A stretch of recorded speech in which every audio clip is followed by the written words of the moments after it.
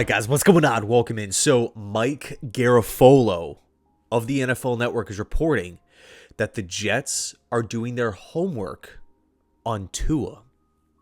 Now, I'll say this. Whether the Jets love Tua, they like him, or they hate him, they need to be doing the due diligence on every single quarterback option this offseason. It's their job. For a team that has been searching for a quarterback option for God knows how long, I believe they owe it to themselves, they owe it to the organization and everybody that supports this team to be filling out a detailed catalog on all of these options, because the NFL is weird. We had 10 head coaching swaps this offseason. Okay, 10. We have all these new quarterbacks that could be on the move.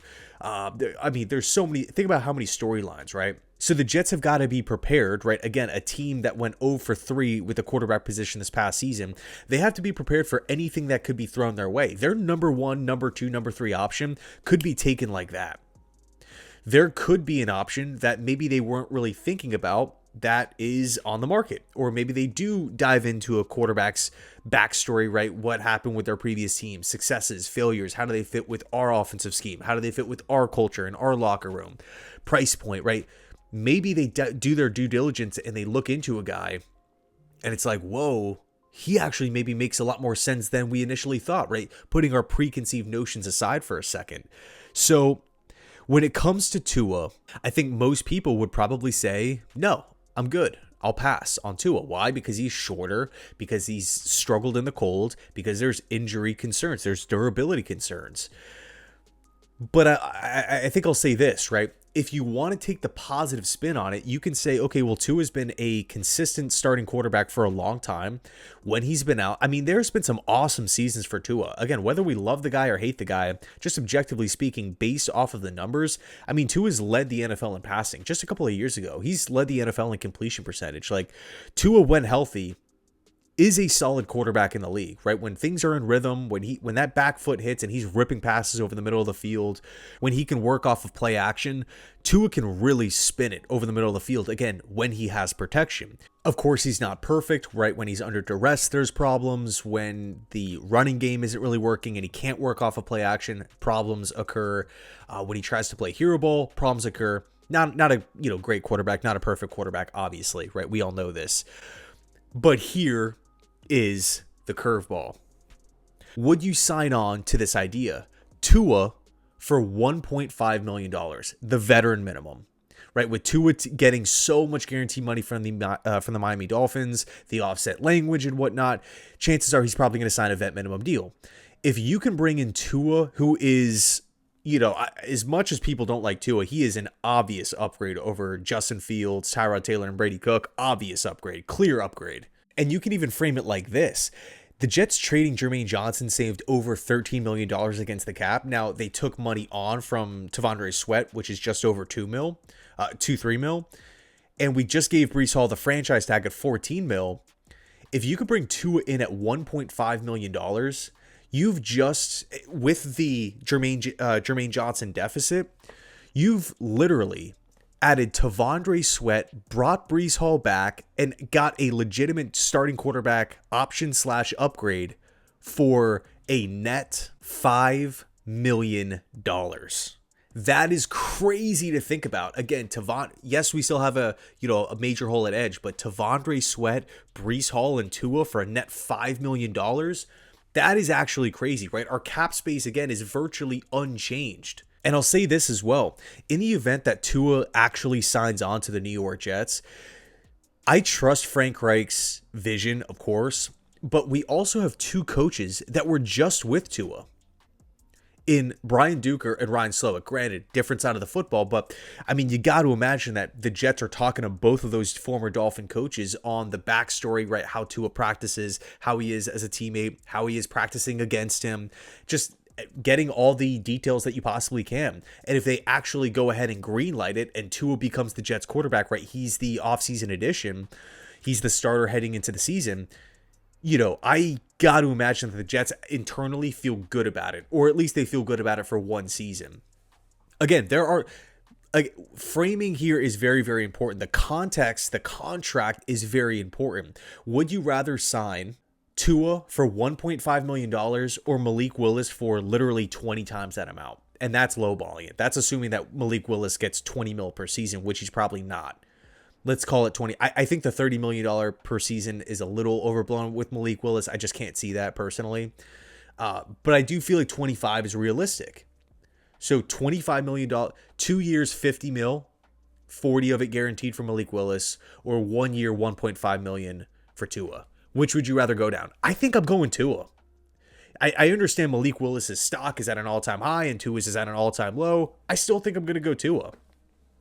Also, it gives you some flexibility to still make a trade, right? If you want to go after, say, like a proven vet, someone that has worked with Reich before in the past, like a Jacoby Brissett or an Andy Dalton, both of those guys I feel like are very realistic options at this point. I could see Frank Reich wanting to reunite with one of his former quarterbacks, or if they want to go after like the young, unproven route, like a Tanner McKee, a Will Levis, a Spencer Rattler, someone like that. A Tyson Bagent has been talked about as well. Bring someone in like that, and you have a go-to playable option in Tua. And if he gets hurt, if he looks unplayable, whatever the case may be, you now have another young guy to throw in the mix. And it's a combined, $3 million? Because the young unproven guys are still on rookie deals. So Tyson Bagent, he did sign an extension, so he'd come in at a little bit more of an expensive price tag. But you can, if we get Tua, say Tanner McKee, and we draft someone on day 3, and we're looking at the overall combined contract price, and it's under $10 million, I just don't know how you can beat that if you completely reset the room. And, again, I know a lot of people hate Tua, but I completely believe he's an upgrade over what we had this past season. Last quick point. One of the biggest issues for the Dolphins has been the offensive line. The offensive line has continued to have holes for a long, long time. If the Jets secure left guard, which is still an unknown up to this point, Tua would be behind. He would be throwing behind the best offensive line that he's ever had. And if we're just expecting our quarterback to be the point guard, just look normal, I miss the days of growing up watching Chad Pennington just functioning, looking normal, not looking overwhelmed, just dropping back and hitting an open pass. Like, why is that so difficult for the Jets to do? I feel like Tua can provide at least some sense of normalcy. Drop back 3 to 5 to 8 steps, hit open guys, curls, slants, screens, digs, in-breakers, deep shots, one-on-one coverage, right? Nothing all that crazy. Tua at least provides some bit of normalcy. I will say we're not, every time Tua drops back, we're not asking, or like, I don't have the fear this is going to be an interception, or he's just going to sit there and look at wide open targets and just not do anything and just get sacked and fumble the ball.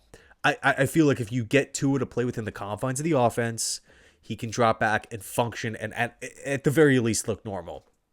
And for $1 million, under $2 million, I would sign on to that. We'll see how this whole thing plays out, right? Kyler Murray, definitely an option. I feel like he's probably going to be a Viking, right? That was kind of the initial prediction. But what's going to happen with Geno Smith when he gets released? What's going to happen with Malik Willis? What's going to happen with some of these other guys, right? The Marcus Mariotas, the Jimmy G's, also all these tradable guys as well, the Tanner McKees, the Jarrett Stidhams of the world, Jacoby Brissett. There's going to be so much movement here. So anyway, let me know your thoughts down below in the comments section. Dude, we have a massive trade. Hold on. The Rams are acquiring Trent McDuffie from the Chiefs for a first-round pick. Okay, so the full trade just came out. I waited for a couple minutes here. The Rams just got Trent McDuffie. They're trading away the 29th pick in the draft, a 5th, a 6th, and a 2027 third-round pick for Trent McDuffie, and it's looking like McDuffie's going to sign a long-term extension with the Rams. Man, I wonder how much money this frees up for Kansas City. I wonder if they maybe bring back like a Brian Cook or like a Watson, because I know they recently released Taylor, but you got to factor in now they're getting a second first rounder here. And also the Rams keep that 13th overall pick. Not saying that McDuffie was worth that top end first, but I wonder what position they do now, or that they go after now, because a lot of the common thinking was corner for the Rams at 13. So I wonder if they maybe go right tackle. Do they go Ty Simpson there? Crazy, man. Crazy. Let me know your thoughts down below in the comment section. Thanks so much for watching. And as always, go Jets.